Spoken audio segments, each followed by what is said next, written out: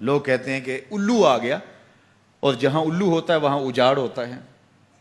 یہ بربادی کی علامت ہے. الو استعارہ بنا لیا بربادی کا، اور یہ ہمارا خود ساختہ ایک تصور ہے کہ جس جگہ پہ الو بولیں، الو بیٹھیں تو وہاں بربادی آ جاتی ہے. عجیب فلسفہ گھڑ لیا. الو کے بولنے سے بربادی کیسے آئے گی؟ اور اندر کا نفس الو بن گیا تو پھر بربادی آئے گی. اس کو دیکھو کہ وہ خراب تو نہیں ہو گیا. میں کہتا ہوں ایک گھر میں صبح کا آغاز سجدوں سے ہوتا ہے، پھر سورہ یاسین کی تلاوت کی جاتی ہے. سارا دن گھر کے اندر محبت، چاشنی اور پیار سے افراد خانہ کا وقت گزرتا ہے. کمائی کر کے لانے والا گھر کا کفیل رزق حلال لا کے اپنے بچوں کو کھلاتا ہے. نظر کی پاکیزگی اور خیالوں کی طہارت کا ساما ہوتا ہے. شام کو سورہ واقعہ پڑھی جاتی ہے، سونے سے قبل سورہ ملک کی تلاوت ہوتی ہے. دہلیز پہ آنے والے سائل کو جھڑکا نہیں جاتا، مہمان کی عزت کی جاتی ہے، تکریم دی جاتی ہے.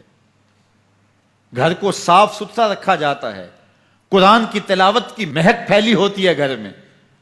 گھر کے اندر درخت پر 100 الو بھی بیٹھ جائیں اس گھر میں بربادی نہیں آئے گی. اور ایک گھر میں اللہ کے حکموں کو توڑا جاتا ہے.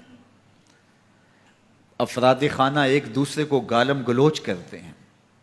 قرآن کبھی کھول کے کسی نے نہیں دیکھا، سجدے کی کسی کو توفیق نہیں ہوئی، تو گھر کے اندر جو مرضی رکھ لیں برکت نہیں ہوگی.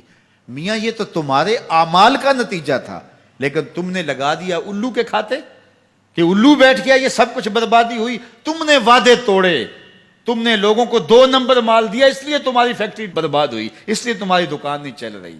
کہ تم کہتے کچھ ہو دیتے کچھ ہو. ایک مرتبہ جو دھوکہ کھاتا ہے وہ دوبارہ تمہاری دکان پہ نہیں آتا. یہ الو کا کام نہیں ہے، یہ تمہارے نفس کے الو کا کام ہے. لیکن تم نے الو پہ مڑ کے کسی منحوسہ، یہ فلاں منحوسہ ہماری دکان پہ آئی صبح، آج سارا دن گاہک ہی نہیں آیا. کیا فلسفہ تم نے تراشا؟ تو فرمایا ولا حامہ، الو بھی کوئی چیز نہیں، ولا سفرا، اور نہ ہی سفر کا مہینہ کوئی چیز ہے کہ آپ سفر کے مہینے کے نام لگا کر کے کسی چیز کا انکار کر دیں. یہ اللہ کی طرف سے ہے جو تمہیں نصیب ہوتا ہے. وَإِن يَمْسَسْكَ اللَّهُ بِضُرٍّ فَلَا كَاشِفَ لَهُ إِلَّا هُوَ.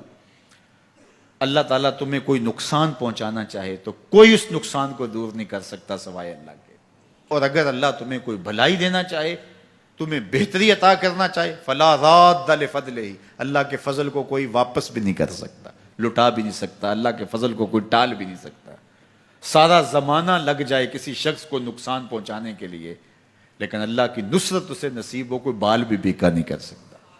سارا زمانہ کسی کو فائدہ دینے میں لگا رہے، لیکن اللہ نہ چاہے تو ایک ذرے کا فائدہ بھی نہیں پہنچا سکتے. ایسا ہوتا ہے نا کہ مریض بہت دولت مند ہے اور اعلیٰ سے اعلیٰ علاج گاہ میں اس کو پہنچا دیا گیا. ہر وقت 5-6 ڈاکٹر اوپر کھڑے ہیں، ایک ایک سانس کو کنٹرول کرنے کی کوشش کرتے ہیں. کئی مشینوں کے اندر ایک ایک چیز کا ہر وقت ٹیسٹ ہو رہا ہے، لیکن موت آئی تو سارے ڈاکٹر ایک سانس کی بھیک بھی نہیں دے سکتے. اور دوسرا بیمار پڑا ہے، ہاسپٹل والوں نے بھی جواب دے دیا، اس غریب کو کسی پرواہ نہیں کی ہے، اس کو باہر جھاڑے میں پھینک دیا. میرا مالک شفا دینا چاہے تو اسے عطا کر دے. شفا اللہ کے پاس ہے، موت اللہ کے پاس ہے، زندگی اللہ کے پاس ہے، خیر اللہ کے پاس ہے. وہ جس کو جو چاہے عطا کرے. اپنے عقیدوں کو مضبوط کرو، اللہ پر توکل کرو، اللہ پر بھروسہ کرو. وہ چاہے تو ہوتا ہے، وہ نہ چاہے تو کچھ نہیں ہوتا. اس کے چاہنے سے ہے اور اس کے نہ چاہنے سے نہیں ہے. اس لیے اس کے چاہنے سے خیر ملتی ہے، اس کو خیر چاہے تو خیر ملتی ہے. اور اگر وہ کسی کی خیر نہ چاہے تو سارا زمانہ بھی لگ جائے تو خیر